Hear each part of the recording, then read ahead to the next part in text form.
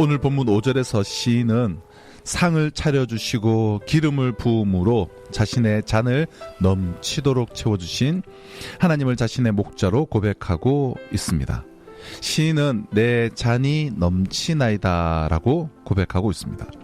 이것은 가슴 벅찬 감동과 환희, 여호와 하나님을 목자로 모시고 살아가는 데서 경험하는 기쁨을 묘사하는 것입니다. 사람은 누구나 마음속에 빈 잔을 가지고 있습니다. 마음속에 있는 이 잔이 가득 차 있을 때 그는 사랑과 활기에 넘치는 자기의 인생을 살 수 있습니다. 1절에서는 부족함이 없으리로다 라고 고백하였습니다. 너무나 엄청난 고백이에요. 근데 5절은 더 놀라운 고백이에요. 부족함이 없는 것이 아니라 내 잔이 넘치나이다. 부족함이 없는 정도가 아니라 이제는 가득 차 흘러 넘칩니다. 오버플로우, 흘러 넘치고 있습니다. 하나님은 모든 사람의 마음속에 하나님 자신의 은혜가 아니면 결코 채워질 수 없는 영혼의 빈 잔을 두셨습니다. 그래서 그 잔이 하나님 은혜와 사랑으로 가득 찰 때 비로소 사람들이 하나님의 창조 목적에 부합하며 살 수 있도록 하신 것입니다. 그러나 어리석은 이들은 이 영혼의 빈 잔을 이 세상의 물질의 소유와 쾌락과 명예 등으로 채우려고 하지만 그것들로는 그 빈잔을 결코 채울 수 없습니다. 아무리 이 세상에 있는 많은 것들을 소유한다고 할지라도 그것이 생명을 대신할 수는 없기 때문입니다. 오늘 다윗은 자신의 빈 영혼을 고난 속에서도 가득 채우시는 하나님의 기쁨이 있었기 때문에 그 고난의 골짜기를 통과할 수 있었다고 고백을 하는 것입니다.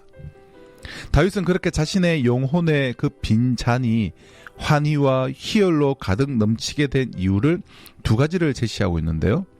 하나는 내 원수의 목전에서 내게 상을, 즉 밥상을 차려주셨기 때문이고, 두 번째는 기름을 내 머리에 부으셨기 때문이다 라고 고백합니다.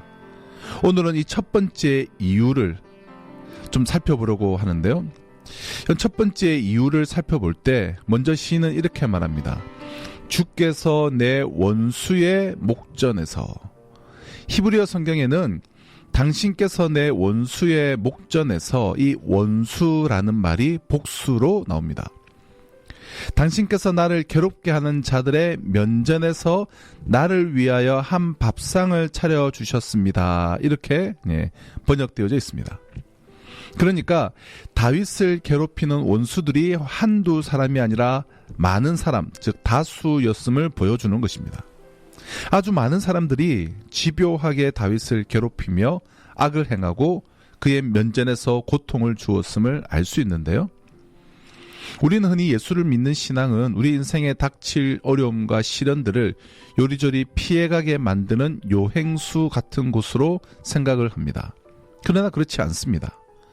물론 예수를 믿고 지혜를 쫓고 하나님의 말씀에 순종하며 살면 그렇지 않기 때문에 만나게 될 많은 시련들을 피할 수는 있습니다.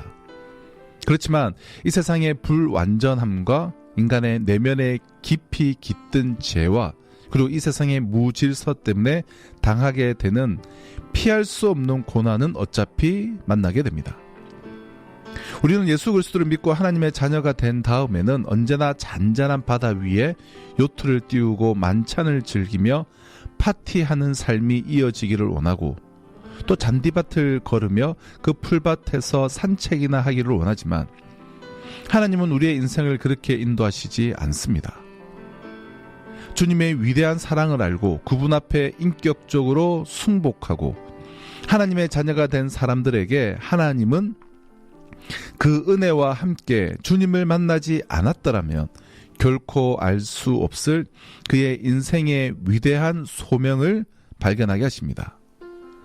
그 삶의 이유를 가지고 주님 앞에 살 때 그 인생은 선한 목적을 지향하는 인생일 수밖에 없고, 그렇게 뜻을 세우고 이 불완전한 세상에서 완전함을, 악한 세상에서 선을 추구하며 살려고 할 때에 도처에 그러한 세상을 원하지 않는 나를 싫어하는 사람들을 만나게 됩니다.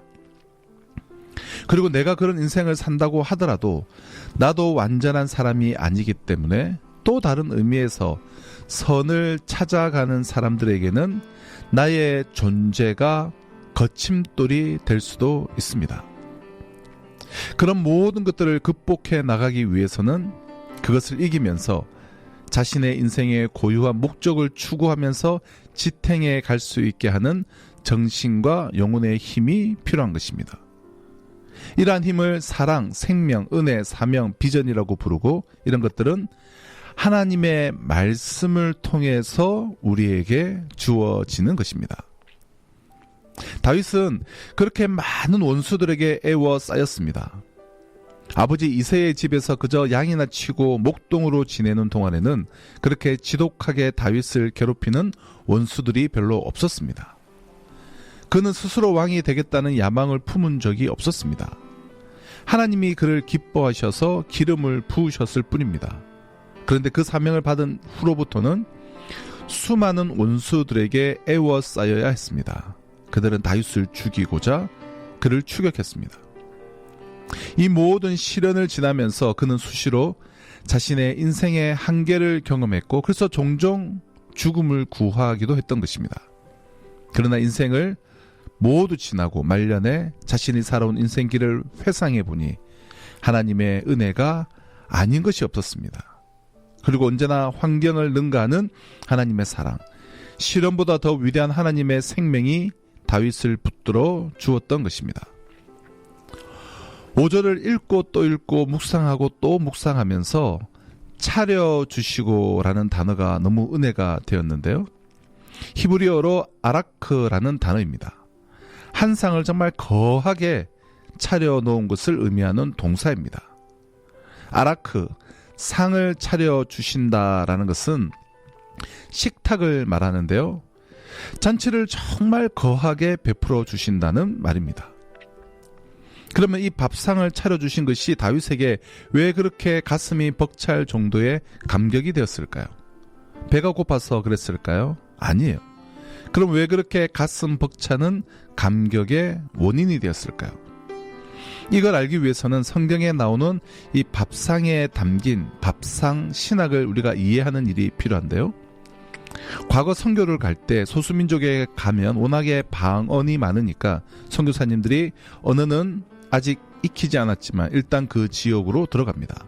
가서 몸으로, 표정으로 바디랭귀지를 몇 시간 하면 마음문이 열리기 시작하고, 그러면서 의사소통을 조금씩 시작하는 것인데요. 그러한 때의 일입니다. 선교사 부부가 가서 지도를 펼쳐 놓으면서 우리는 하나님의 사랑 때문에 여기까지 왔고, 이렇게 먼 나라에서 여기까지 왔는데 당신들하고 함께 살고 싶다. 그리고 하나님의 사랑을 전하고 싶다. 이렇게 그나마 비슷하게 통역이 되는 사람을 통해서 이제 의사 표현을 하는 겁니다.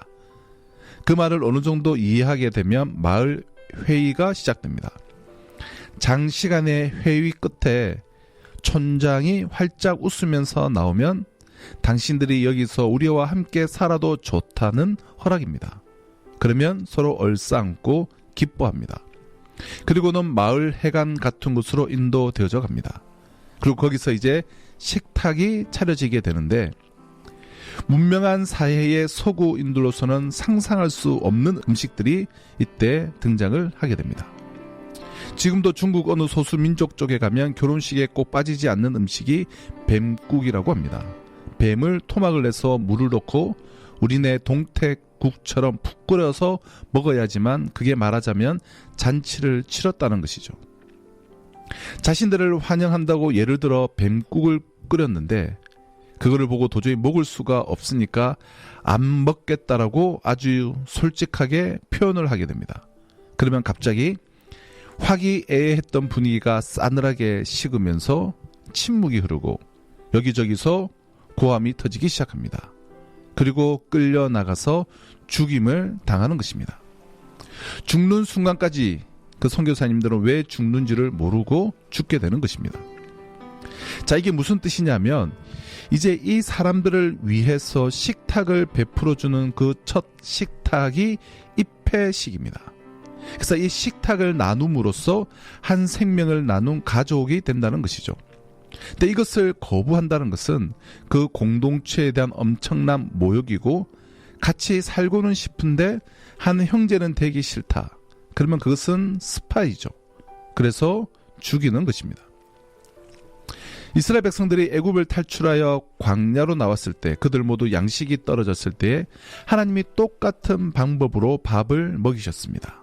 그것이 만나였어요. 이것은 아주 의미심장한 사건입니다. 만나를 똑같이 먹음으로써 함께 만나를 먹는 광야의 백성들이 하나님을 아버지로 모신 한 가족임을 매일매일 확인하게 하셨던 것입니다. 그리고 그 양식이 하나님께로부터 오는 것처럼 그들의 영혼을 지탱하게 만드는 생명의 말씀도 하나님의 입으로부터 나온다는 것을 일깨워 주시고 싶으셨던 겁니다. 바단 아람에서 부자가 되어서 도망을 치던 야곱 집안의 이야기 또한 기억을 하실 텐데요. 삼촌 라반이 그 소식을 듣고 말을 힘어라 야곱을 추격합니다. 그 재산을 모두 빼앗고 박살을 낼 예정이었는데 그날 밤 하나님이 나타나셨습니다. 절대로 야곱에게 악을 행하지 말라. 하나님이 경고하셨고 라반은 그것을 받아들였습니다. 그리고 화해하고 난 다음에 마지막으로 한 일이 무엇이었는지 아십니까? 증거의 돌 무더기라고 하는 그 돌 무덤 옆에서 이 경계를 표준으로 침범하거나 침범해 오지 않도록 약속을 하고 모두가 함께 밥을 먹는 것이었습니다. 그게 무슨 뜻이냐면 여기서 헤어지지만 우리는 가족이다라는 표시였습니다. 이러한 성경에 나오는 식사의 간섭은 신약 시대에 와서 아주 영적인 것으로 바뀝니다. 예수님이 이 세상에 계실 때 종교 지도자들에게 비난을 받으셨던 이유가 있었는데요. 그것은 바로 왜 죄인들과 함께 먹고 세리들과 함께 마시느냐라는 것이었습니다. 그 당시 종교 지도자들의 눈에는 이해할 수가 없었습니다. 랍비오 선지자라면 거룩한 사람이어야 하는데 어떻게 그 죄인들과 함께 먹고 마심으로 그들과 한 가족이 될 수 있느냐라는 것이었습니다. 예수님은 전혀 다른 각도에서 자신이 그들과 함께 밥을 먹는 것을 해석하셨는데요. 건강한 자에게는 의원이 쓸데없고 병든 자에게라야 의원이 쓸데있나니 라고 말씀하시면서 인자에 온 것은 의인을 부르러 온 것이 아니요 죄인을 불러 회개케 하기 위해 왔다라고 말씀하셨습니다. 다시 말해서 종교 지도자들의 입장은 죄인들이 회개하고 새 사람이 된다고 하더라도 자신의 형제로 받아들일 수 없을 정도의 사람들이었지만 예수님은 그 불쌍한 영혼들을 일단 형제로 받아들이고 사랑으로 그들의 마음을 녹여서 예수님을 통해 하나님 앞에 회개하게 하기 위해서 오셨다는 뜻이었습니다.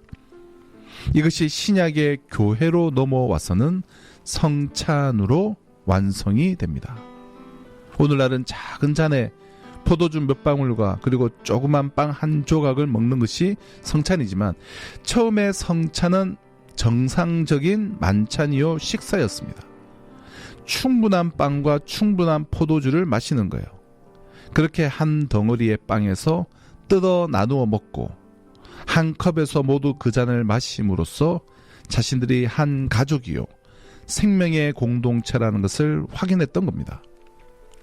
요한계시록으로 넘어가면 예수님이 마지막 시대의 교회에 대한 평가가 나오는데요. 그 중에 라우디게아 교회의 이야기가 이렇게 나옵니다. 볼지어다 내가 문 밖에서 두드리노니 누구든지 내 음성을 듣고 문을 열어라. 문을 열면 내가 그에게로 들어가서 그와 더불어 먹고 그는 나로 더불어 먹으리라. 또 먹는 이야기가 나옵니다.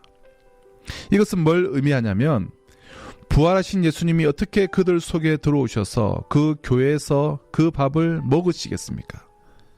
이것은 뭐냐 하면 그렇게 인격적으로 주님을 모셔드리는 사람들에게 예수님은 오셔서 결코 배신하지 않으시며 가족처럼 함께 생명을 나누고 사신다고 하는 생명적인 연합을 의미하는 것이었습니다.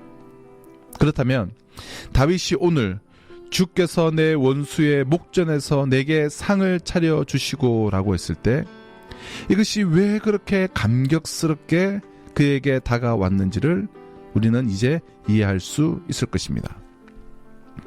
다윗은 하나님의 많은 사랑을 받으며 주님과 동행하는 입지전적인 인생을 산 사람이었지만 인간적으로는 상처투성이의 인생길을 걸어온 사람이었습니다. 아버지의 지독한 편애, 어머니의 이야기는 거의 나오지도 않습니다. 그래서 다윗은 이것이 얼마나 어린 시절 큰 상처였는지 시편 27편 10절에 내 부모는 나를 버렸으나 여호와는 나를 영접하시리다. 내 부모는 나를 버렸습니다 라고 고백했습니다. 그러나 오직 하나님의 사랑을 품을 파고들며 일생을 목자의 품에 기대어서 살던 사람이었습니다. 그런 인생길을 지나면서 수많은 사람이 그를 미워하고 버렸지만 그러나 그 많은 상처들을 모두 덮고도 남는 무한한 하나님 아버지의 사랑을 자신 앞에 그 풍성한 말씀의 식탁을 차려주시는 그 은혜의 감격을 경험하게 되었던 것입니다. 그 식탁이 바로 아라크의 밥상이었습니다. 제 삶을 돌아볼 때 정말 인생이 힘들고 고난이 겹칠 때 친구의 따뜻한 위로, 사랑하는 가족들의 격려, 그리고 은혜 받은 성도들의 따뜻한 말 한마디가 힘이 되었던 것은 사실이지만 영원한 힘은 아니었습니다. 언제나 그 힘은 하나님의 말씀에서 주어져서 인생의 시련과 고난이 많을 때 하나님께 간절히 매달리면 언제나 하나님은 나의 영혼을 주님의 위대한 말씀으로 어루만지셔서 그래서 시련과 고통이 가득할 때일수록 말씀 앞에 무릎을 꿇으면 그 고난이 아니었더라면 도저히 발견할 수 없는 하나님의 말씀의 성대한 만찬장으로 저를 초대하셨습니다. 그래서 다윗은 시편 119편 71절에서 하나님, 고난당한 것이 나에게는 유익입니다. 이로 인하여 내가 주님의 율례를 배우게 되었습니다 라고 말한 것입니다. 하나님은 다윗에게 사망의 음침한 골짜기를 지날 때, 고난의 계곡을 지날 때 그런 시련과 고통이 아니었으면 결코 받을 수 없었을 주님의 말씀의 성대한 식탁을 차려주셨습니다.